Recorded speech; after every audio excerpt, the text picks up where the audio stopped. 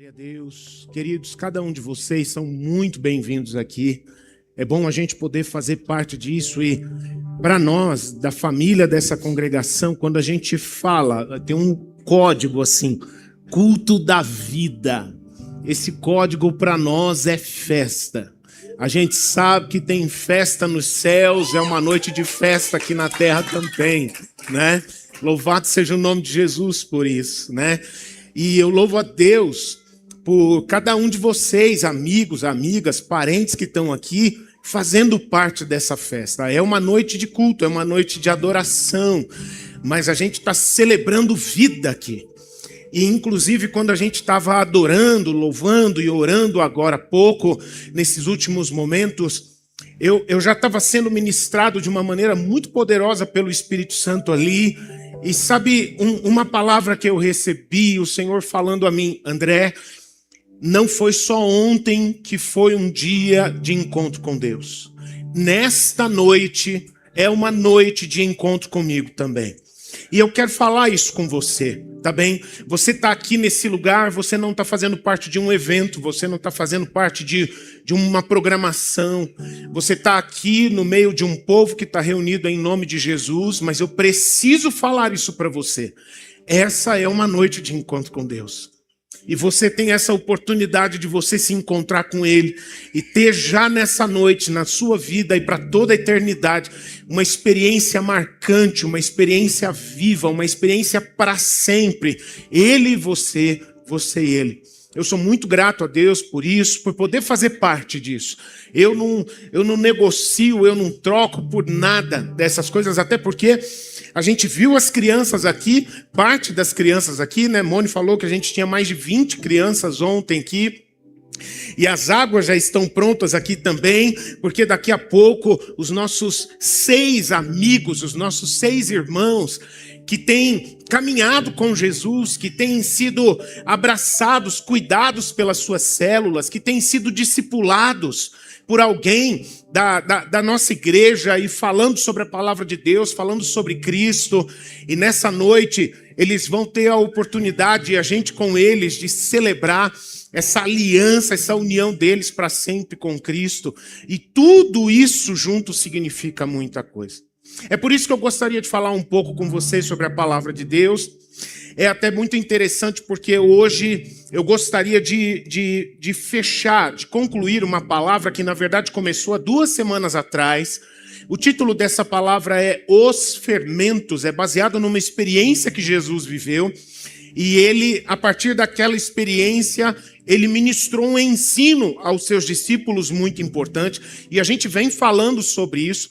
Nas últimas semanas eu explorei um pouco mais, eu fui um pouco mais a fundo. Hoje não é muito caso, até para que a gente possa aproveitar as outras coisas maravilhosas que o Senhor tem para a gente. Mas eu quero fechar essa palavra hoje.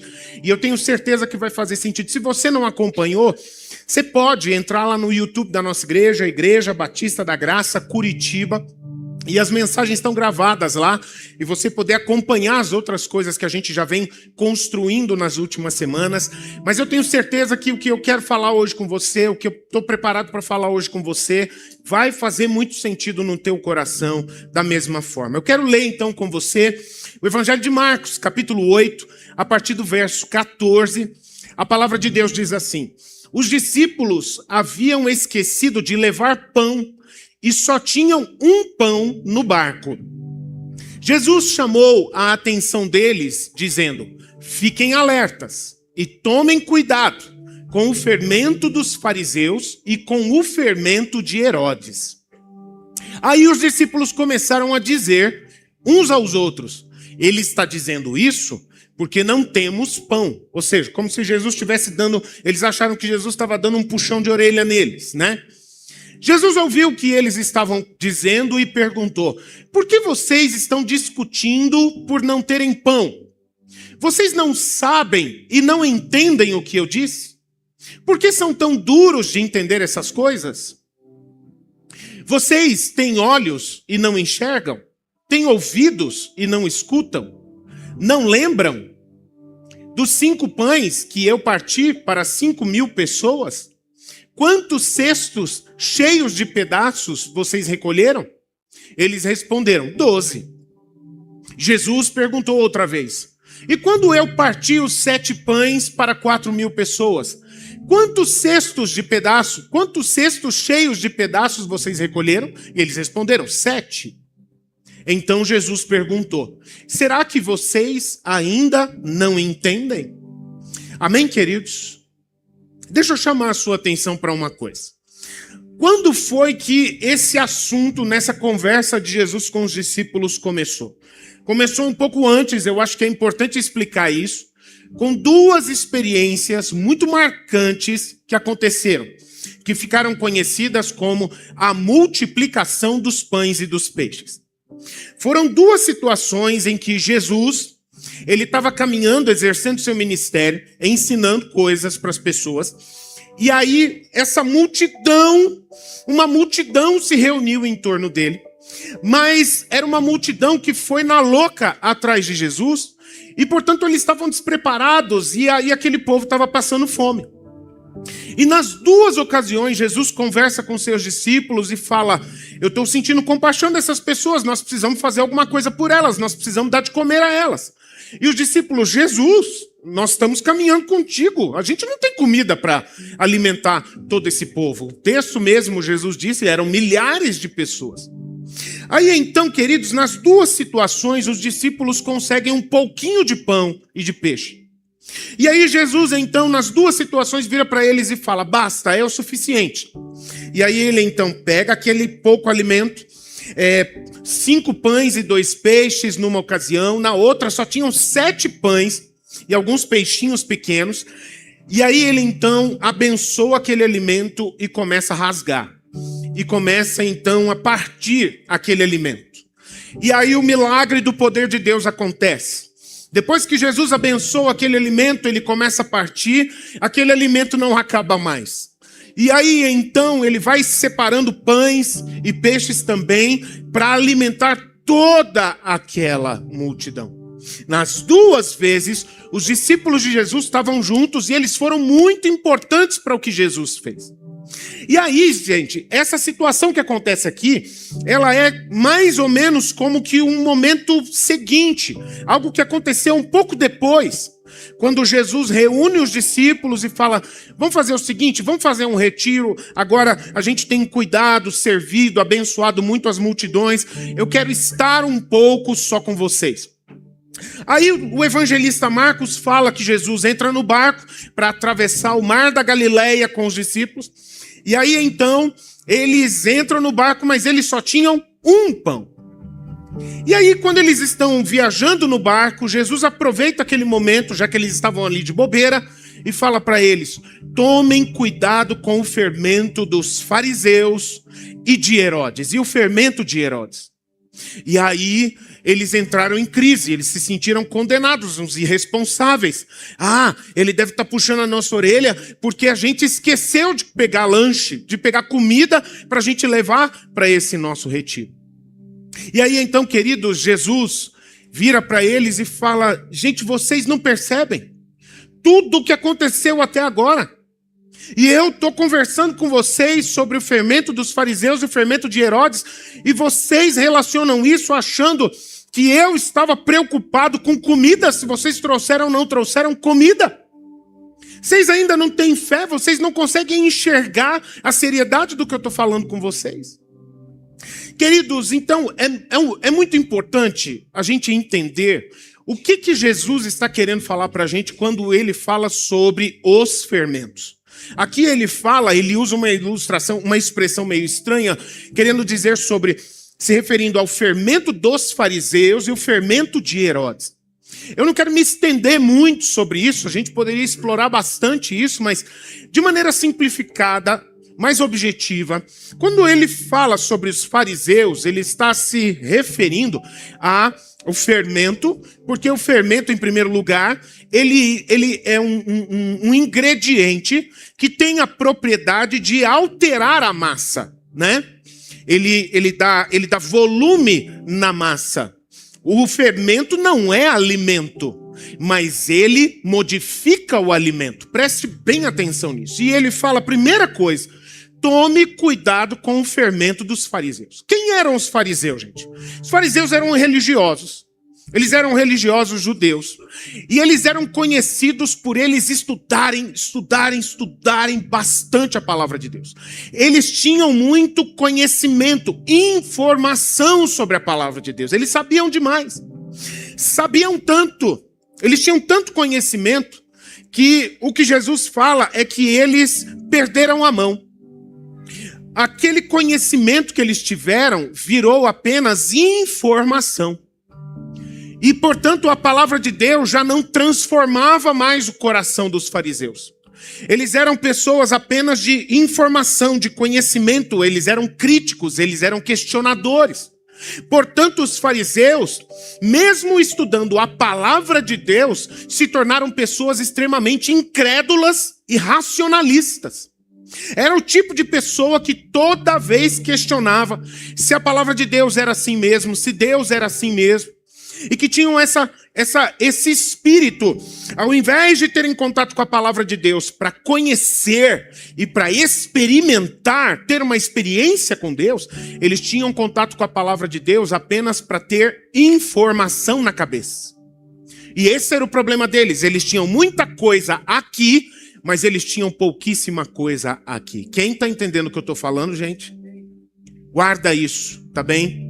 Porque aí Jesus, ele muda de assunto para falar sobre o fermento de Herodes. Quem que foi Herodes na época de Jesus? Herodes era um nome que também era um título, né? De uma linhagem de reis. Houveram vários reis Herodes, naquela época de Jesus, mais ou menos. E qual que era, queridos, historicamente, os livros de história falam um pouco sobre a história do Oriente Médio, eles falam um pouco sobre a linhagem dos Herodes, dos reis Herodes. E a linhagem dos reis Herodes era muito conhecida, era marcada por eles serem reis muito desconfiados.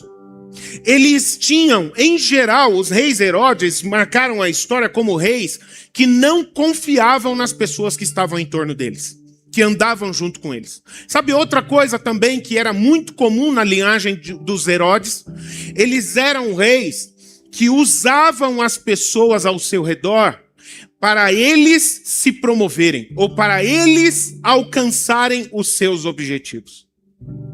Os Herodes eram capazes, inclusive, queridos, se fosse necessário, de sabotarem pessoas em volta deles para que eles pudessem se manter estáveis no lugar de reinado, de governo deles.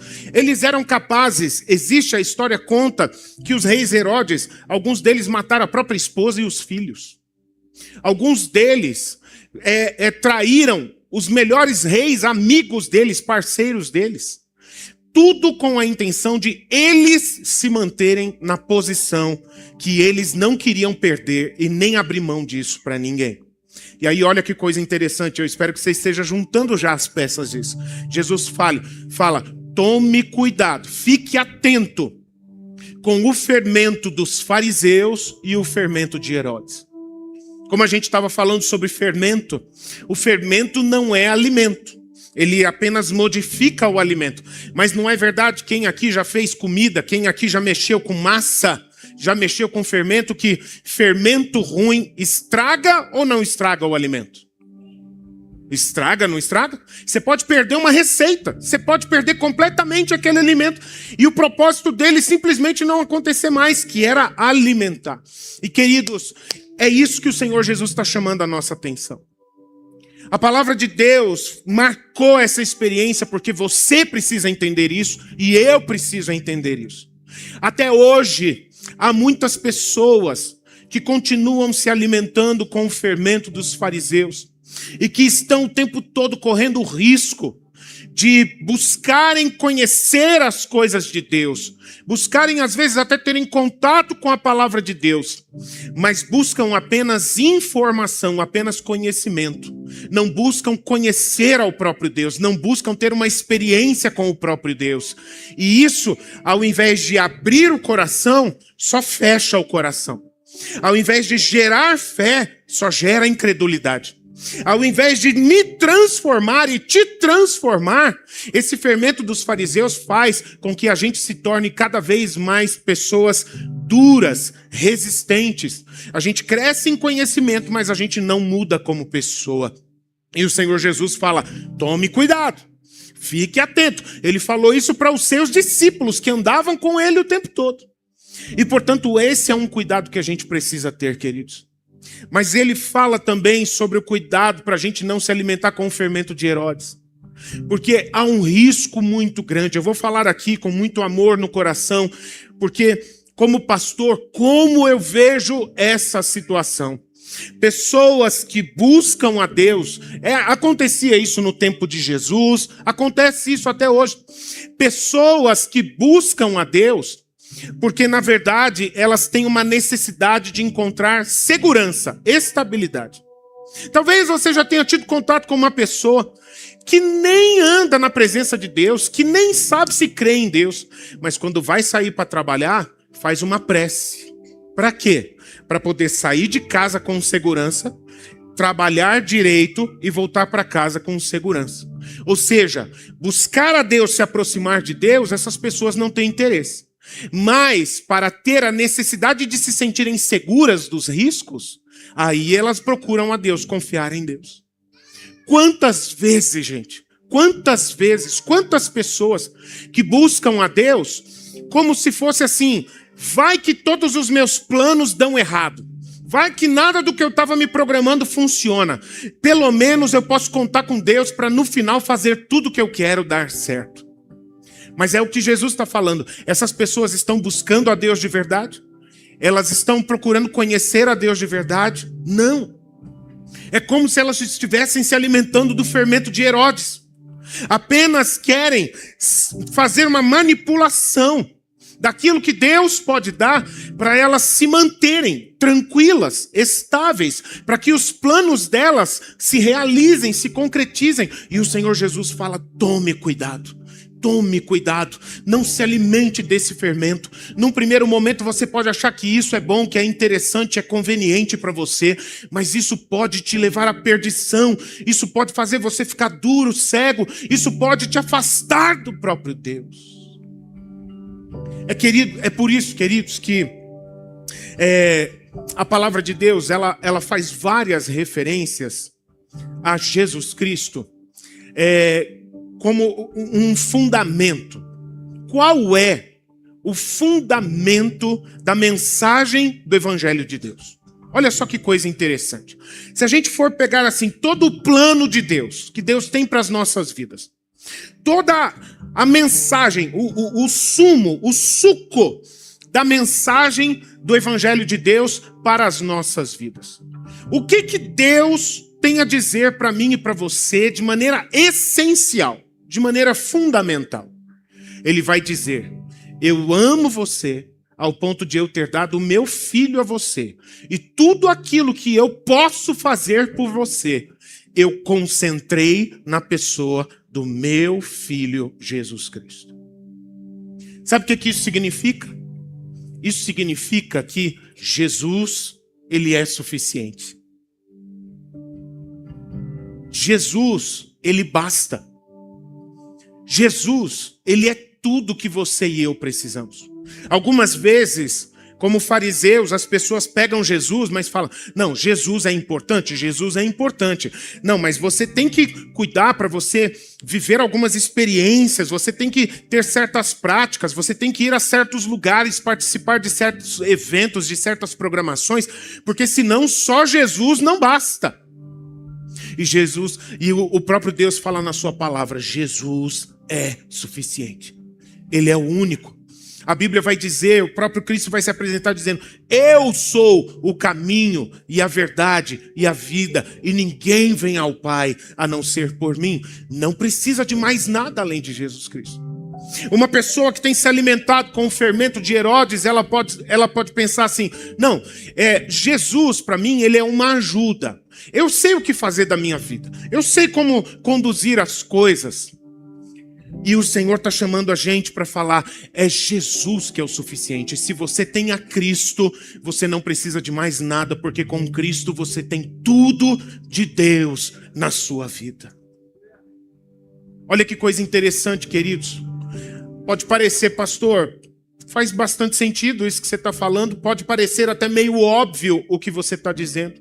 Mas sabe, gente, eu entendo. Pelo que eu vejo Jesus dizendo a nós nessa palavra, e pelo que eu vejo no dia a dia na vida de tantas pessoas também, que essa palavra não é tão óbvia assim quanto parece. Que às vezes, quando a gente menos percebe, a gente não está buscando a Cristo porque a gente quer conhecê-lo, porque a gente quer se alimentar da palavra dele. A gente não quer ter a presença dele nas nossas vidas como o mais importante, como aquilo que é necessário, como aquilo que é o suficiente para nós. A gente trata Deus e ao seu Filho Jesus Cristo e as coisas de Deus e a palavra de Deus como se fossem acessórios. Isso eu quero, isso eu não quero. Nessa área da minha vida eu deixo Deus de lado porque aqui eu sei fazer as coisas da melhor forma. Mas isso daqui eu preciso muito da ajuda de Deus porque eu vivo dando cabeçadas. E ele fala, tudo que você precisa é de Jesus Cristo. Ele é o tudo de Deus na sua vida. Você não precisa se preocupar com as outras coisas. O próprio Cristo fala, se você buscar em primeiro lugar o reino de Deus e a sua justiça, as outras coisas que são importantes na vida, a gente não nega elas, mas todas elas serão acrescentadas. Então o Senhor ajuda a gente a colocar um filtro. Ele chama a nossa atenção para a importância de a gente colocar um filtro no nosso coração e na nossa mente. Que nós, diante de Deus, queridos, precisamos entender que o que Deus espera da gente é que nós sejamos pessoas de uma coisa só. O próprio Jesus fala na Bíblia que o nosso coração ele é muito frágil, ele é muito sensível. O nosso coração não suporta a gente viver ocupado, preocupado com várias coisas ao mesmo tempo. A gente se perde no meio do caminho. E, portanto, o apóstolo Paulo inspira a gente a dizer, falando, uma coisa só eu faço. E eu entendo que a palavra que Deus tem para mim e para você nessa noite é essa. Que nós sejamos pessoas de uma coisa só. Que a gente seja pessoa, que a gente não fique inventando moda, que a gente não fique acrescentando nada, que a gente não fique manipulando, usando Deus para os nossos intentos, assim como fazia Herodes. Não, mas isso daí é muito forte, é muito pesado. Eu entendo que se o Senhor Jesus disse isso até para os discípulos dele, é porque, na verdade, é muito fácil isso acontecer com qualquer um de nós. Os nossos amigos, os nossos irmãos, que daqui a alguns momentos eles vão descer as águas do batismo. Eles estão tomando essa decisão e passando por esse momento nessa noite, porque eles decidiram serem pessoas de uma coisa só. Somente Jesus Cristo. Crer em Jesus Cristo. Se agarrar com Ele. Viver com Ele. Seguir no caminho dEle. E confiar que se você está em Jesus Cristo, as outras coisas o Senhor vai estar cuidando de você. Amém? Você pode fechar os seus olhos? Eu gostaria de orar com você nesse momento. Eu gostaria, agora que eu estou deixando essa palavra no seu coração, lembra-se do que eu falei no começo? Eu realmente entendo e creio no meu espírito que esta é mais uma noite de encontro. Não foi apenas ontem que isso aconteceu. O Senhor está falando ao coração de cada um de nós.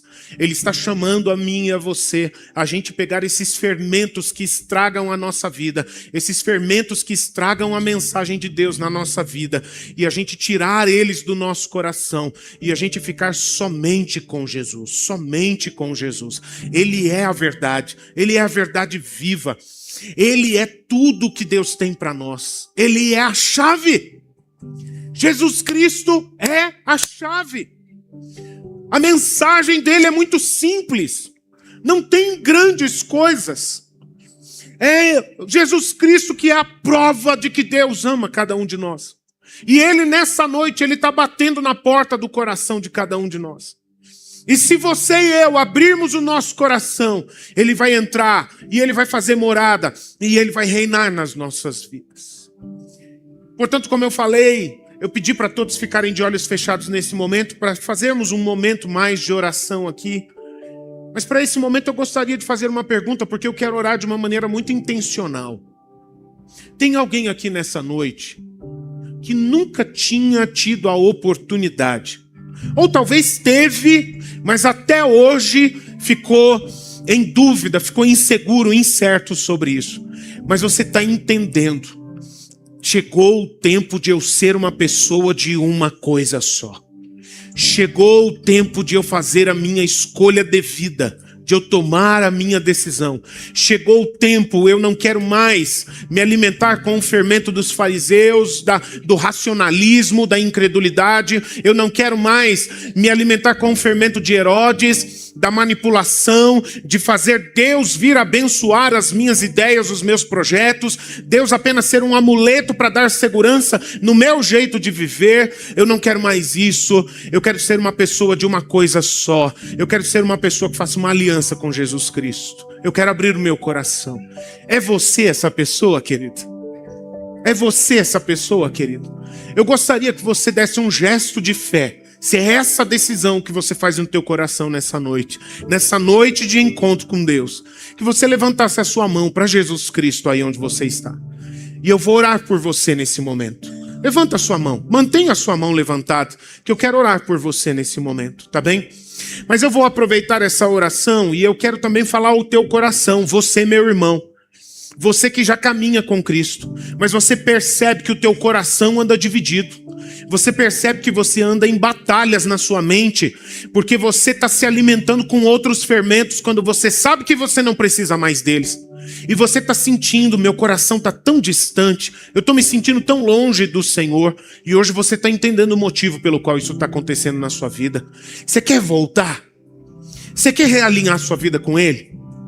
Você quer botar para fora esse fermento? Levanta tua mão também, meu irmão. Levanta tua mão também, minha irmã. Eu quero orar por você nesse momento. Amém? Em nome de Jesus. Vamos orar, Pai Santo, neste momento, na tua presença, meu Deus. Nós te agradecemos pela tua palavra. A tua palavra que o Senhor deixou, ó Deus, para ela gerar em nós experiência contigo, para ela gerar em nós, meu Pai, conhecimento do Senhor, para ela gerar em nós fé, meu Pai, para ela aproximar a gente do Senhor e mostrar, meu Pai, que o Senhor, ó Deus, tem tudo para nós, e tudo que o Senhor tem para nós, meu Deus, o Senhor concentrou na pessoa do teu Filho Jesus Cristo. Jesus é suficiente. Se nós temos Jesus no barco da nossa vida, nós estamos bem, nós estamos seguros, nós estamos tranquilos, nós não precisamos de mais nada. É por isso, meu Deus, que eu quero orar com gratidão, meu Pai, pelas vidas destes irmãos, pelas vidas dessas pessoas, meu Pai, que nessa noite, meu Pai, estão levantando as mãos, não para mim, não para a igreja, estão levantando suas mãos para o Senhor. Essa é uma noite de encontro, essa é uma noite de aliança. E Jesus, eu quero declarar, recebe estes corações, entra nestes corações, abençoa estes corações, gera pelo teu Espírito confirmações de que nesta noite o Senhor tem uma aliança com cada um deles. Essa aliança, nas vidas de alguns aqui, ela está sendo renovada, ela está sendo polida, ela está sendo afiada, meu Pai. Oh, só pelo teu Espírito, vem sobre cada um destes corações, plantando essa certeza, essa convicção. A partir de hoje, eu sou uma pessoa de uma vida simples. A partir de hoje, eu sou uma pessoa de uma coisa só. Eu não preciso de muitas coisas, eu preciso de Jesus Cristo, porque se eu tenho a Cristo, eu tenho tudo de Deus na minha vida. Senhor, eu te agradeço, meu Pai, porque essa é uma noite de encontro, mas também essa é uma noite de gratidão, e essa também é uma noite de festa. Oh, meu Deus, por cada uma dessas vidas, cada uma dessas decisões, há festa nos céus, e nós nos alegramos aqui na terra também, meu Pai. Recebe essas vidas, Senhor. Habita nelas, meu Pai, anda com elas, reina sobre elas, ilumina elas, meu Pai, dirija elas, meu Deus, em nome do Senhor Jesus Cristo. Amém. Amém.